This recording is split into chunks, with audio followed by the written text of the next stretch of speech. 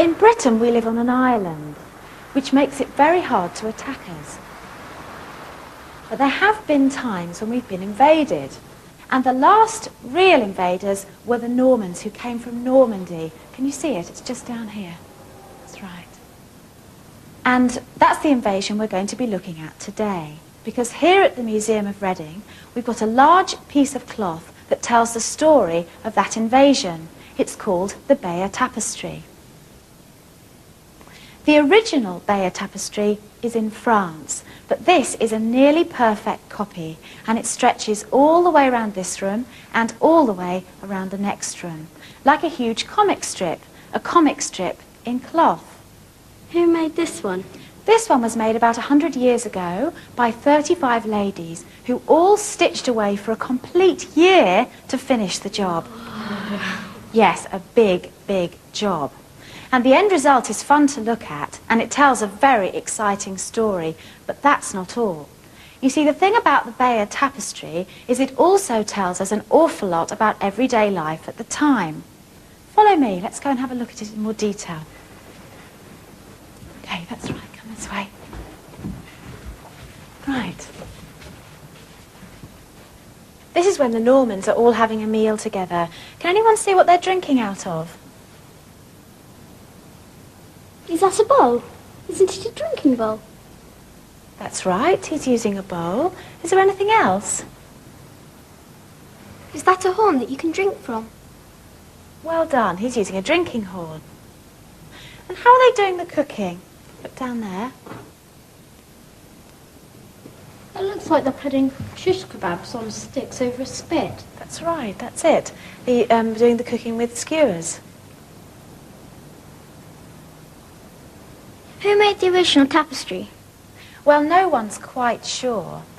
The Norman invaders paid for the tapestry to be made, but some people think the actual work was done by some Saxon women in England. Of course it was Saxon women who made it. Anyway, let's go and have a look at it in more detail.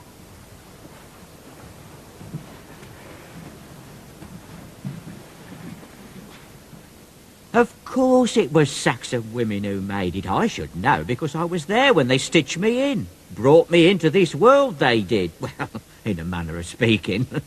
In my real life, I had a Norman mother. Walter of Caen, that's me. The tapestry was paid for by the Normans, but most people think the man who arranged it all was Duke William's half-brother, a man called Bishop Odo. Bishop Odo. Oh, that's the man. Pompous old fool. I used to be one of his stewards, so I saw a lot of him. Worse luck. I remember him saying that this tapestry had to be the best. Nothing but the best. And that meant using the finest needlewomen in England. Saxon women.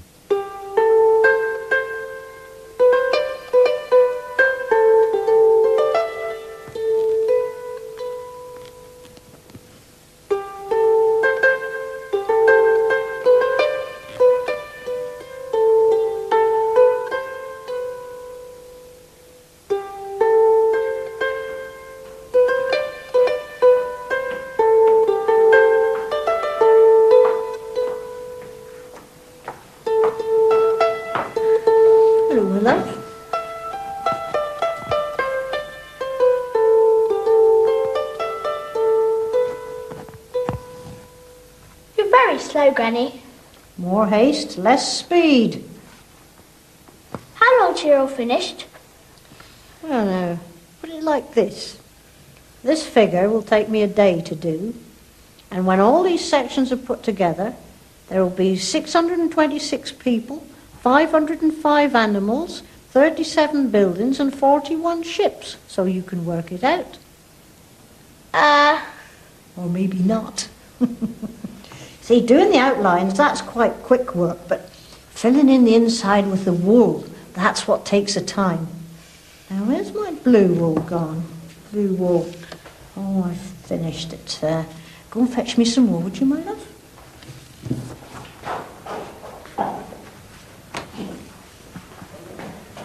Oh, thank you, my dear. How'd you get coloured wool?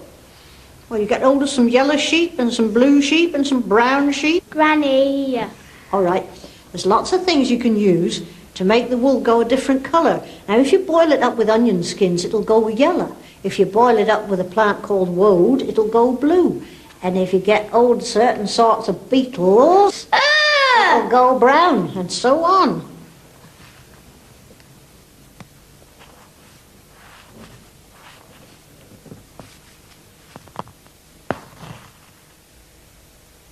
Who's that you're staring at the moment? Ah, that's poor old King Edward. He looks rather sad. It's not surprising. He's just about to die.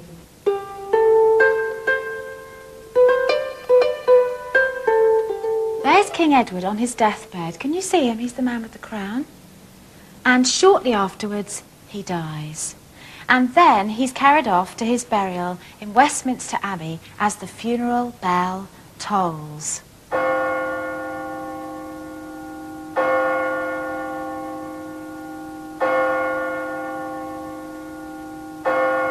So that was the end of King Edward and the start of England's troubles. The next question was who was going to be king. Edward had told Duke William of Normandy that he could be king, but he'd also told Earl Harold of England that he could be king. It was all very awkward. But Harold decided that he wasn't going to hang around, and he was crowned at Westminster Abbey on the same day as the funeral. Long live Harold! Long live King Harold of England! Long live Harold! Long live King Harold of England! Who did the English want as king? Well, that depends who you believe. A Saxon writer said that Harold was chosen by the nobles of all England. Harold's for king. He's the boy. But a Norman writer said that Harold went ahead and seized the throne for himself. Diabolical liberty! That Harold was way out of order. So who was telling the truth? Well, that's something for you to work out. Are there any clues in this picture? What do the ordinary people seem to be doing? Do they look pleased or angry that Harold's getting crowned? I think they look quite pleased. Yeah. I think they're not too sure. I think they look a bit worried. But whatever they felt, a few months later they all began to be worried because a comet appeared, you can see over there, high in the sky, which at that time was thought to be very bad luck.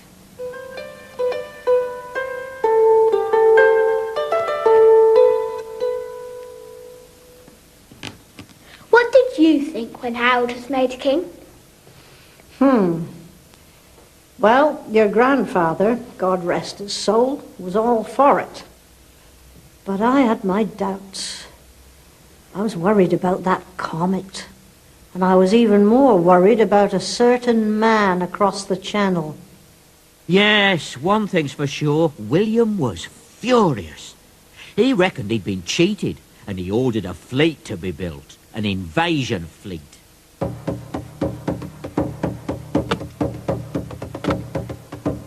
We were all put to work, and not the sort of work I was accustomed to, I can tell you.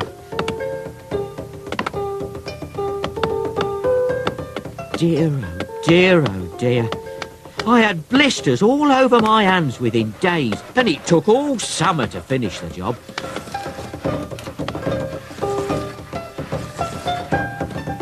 But finish it we did, and in September we all climbed on board with our horses and our armour and our weapons, and of course, being good Frenchmen, with our barrels of wine.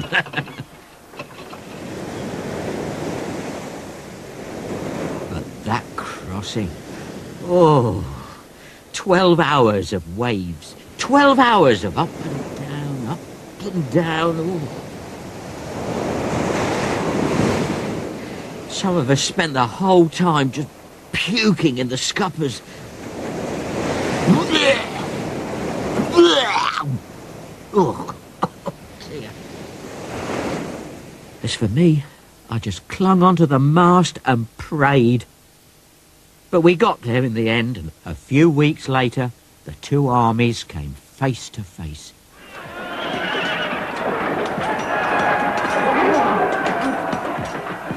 I was one of the archers. Oh, scared stiff I was. I tell you, it's no fun being in a battle, whatever anyone may say. For a long time, it was really a case of our Norman cavalry against the Saxon infantry. And at first, the Saxons had the best of it. Well, they were drawn up behind their shield wall, you see, and try as we might, our horsemen could not break through.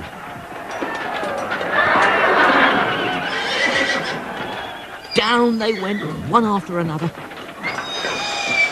Oh, squealing of those horses, I can still remember it. And then there were the dead bodies, and all those chopped off limbs. Oh. Ooh. At one point, the rumour went round that William himself had died. He had to take his helmet off to prove to us that he was still alive. It is I, William! Your lord is alive! Well, that cheered us up. And then it was our turn, the archers. William had a bright idea. Got us to fire our arrows up in the air, didn't he? So, instead of getting stuck in the Saxon shields, our arrows came whistling down and got stuck in the Saxon faces. Harold himself got an arrow in the eye, or so the rumour goes. And that's what I tell my grandchildren. I say, it was my arrow that did the trick, so it was me that won the Battle of Hastings. Well, makes a good story, doesn't it? Anyway, with their king dead, the Saxons were finished, and we'd won. But hang about, they're coming back. Nice to chat to you, but I'd better get back in line. Bye. And now we come to one of the most famous scenes in the tapestry, Harold shot in the eye and dying. But is it really Harold? It says so here. Can you see his name written above him? But many people think this is Harold being cut down here. What do the writers say? Well, one of them said that Harold was killed by swords, but another man said that Harold was killed by an arrow in the eye, but that man was writing much later on. So which was true? Well, that's for you to decide. What really did happen? Ah, that's a poser. Maybe we'll never know. But if they found his body, couldn't they see if he had an arrow in his eye? You'd think so. But do you want to hear something nasty? Yes. At the end of the battle, his poor face was so mangled and horrible and all chopped to pieces that nobody could tell anything. And that's God's truth. So what will you put in the tapestry? Or maybe we'll do him being killed twice over and then people can make up their mind whatever they like. What do you think? Yes, maybe that's what we'll do. But shouldn't pictures tell the truth?